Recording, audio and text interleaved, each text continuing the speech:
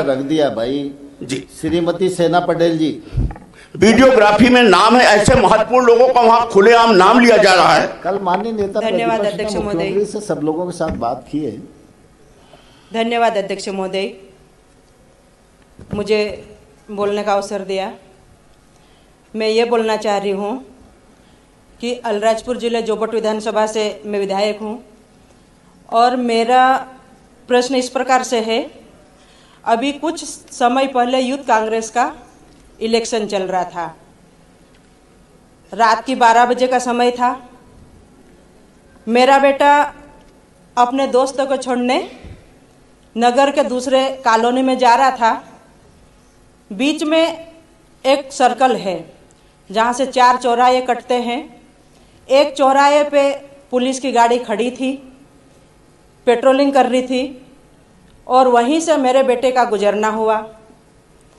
बीच में गाड़ी खड़ी होने के कारण गाड़ी दूसरे रास्ते से कट कर रहे थे। उसी समय गाड़ी कटी नहीं और वहाँ पे खड़ा खंबा था, वहाँ से जाके थोड़ी सी टकरा गई।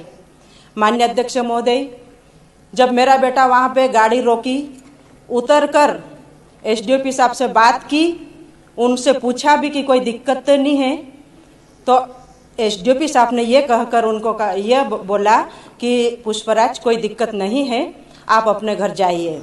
उन्होंने पूछा ये भी कि अगर कोई दिक्कत हो रही तो मैं अस्पताल भी लेकर जाता हूँ, लेकिन ऐसा कुछ भी नहीं हुआ। 10 मिनट तक उन्होंने बात की। उसके पश्चात 10 घंटे बाद दूसरे दिन मेरे बेटे के ऊपर एफआईआर दर्ज होती है और हत्या जैसा धारा लगाई जाती है। 307 109 बीएनएस धारा के अंतर्गत हत्या की धारा लगाई जाती है। अध्यक्ष महोदय, मैं निवेदन करना चाहती हूँ कि ये जो किसी के दबाव में ये धारा लगाए, इसको तत्काल हटाई जाए।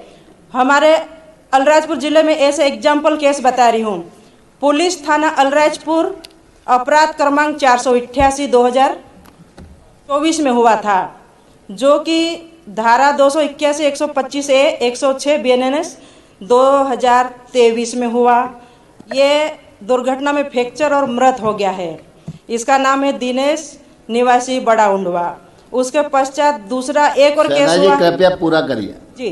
दूसरा एक और सोंडवा का केस है, जिसमें 304 दुर्घटना में मृत हो गई आईपीएस के तहत कपिल रावत। इसके पश्चात नानपुर थाना का भी है, जिसमें 364 2023 में हुआ है, 300 ए दुर्घटना में मृत हो गई है।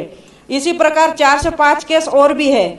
और एक हाल ही में कल झाबुआ की कलेक्टर महोदया जो बाल बची है, वो ड्यूटी पे निकल ही रही थी और अचानक से डंपर आया और उनकी गाड़ी को बुरी तरह से क्षतिग्रस्त कर दिया।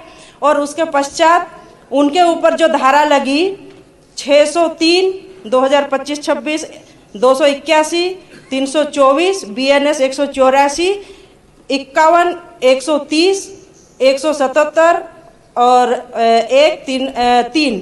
तो माननीय अध्यक्ष महोदय, मेरा ये बोलना पड़ रहा है कि जब ये मृत्यु हो गई, उनके ऊपर वो धारा नहीं लगी, लेकिन मेरा बेटा सिर पर टच हो गया खंबे से, तो उसके ऊपर हत्या वाली धारा लग गई। तो ये दो नियम क्यों है हमारे देश में? मैं ये पूछना चाहती हूँ। कृपया समाप्त करिए। माननीय अध्यक्ष महोदय, जैसा अभय मिश्रा जी के साथ हुआ, आपको भी संज्ञान में लाए हम लोग। एक जनप्रतिनिधि जो सिंगापुर से आए, बॉम्बे आए, वहां से 13 किलोमीटर दूर थे, लोकेशन टावर लोकेशन नहीं है, स्पॉट पे नहीं है, फिर भी इन पे केस लगा। ऐसे ही माननीय हमारी बहन सेना पटेल, सीधा वीडियो उसके अंदर है कि उनका लड़का गाड़ी चला रहा था, नजर हटी, दुर्घटना घटी जो है, तो जानबूझकर नहीं गाड़ी चलाई, स्पष्ट है उसमें, फिर भी पुलिस ने 307 लगा दी। तो माननीय अध्यक्ष महोदय, ये पुलिस वहां पे रीवा में घुस के वह थाने के अंदर अभय मिश्रा पे केस दर्ज करवा रही है, आपके कोई पूर्व विधायक, कोई त्रिपाठी जी, वो तो ये स्थिति क्या हो रही? क्या विपक्ष की आवाज को दबाने का प्रयास किया जा रहा? उनके ऊपर कोई मामला नहीं बनाया गया। माननीय अध्यक्ष महोदय, मेरा आपसे अनुरोध है कि इस प्रकार की अगर पुलिस अगर कार्रवाई कर रही है या किसी कारण कर रही है, तो मैं समझता हूं कि ये हम जनप्रतिनिधियों के लिए फिर क्या है, शर्म की बात है क्या? फिर अगर हम लोग लाठी उठाएंगे तो फिर आप बोलोगे धारा 353 लगा, शासकीय कार्य बाधा, फिर अटैक की हम पे लगेगी।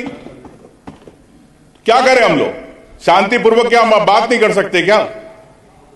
ये हम चाहते हैं कि इन पे इन दोनों के इसके मामले में इंक्वायरी हो। अभी आर्य मसूद जी के वहां पे स्कूल तोड़ने चले गए थे, वहां पे मतलब किस प्रकार से दबाव जब बनाया जा रहा है।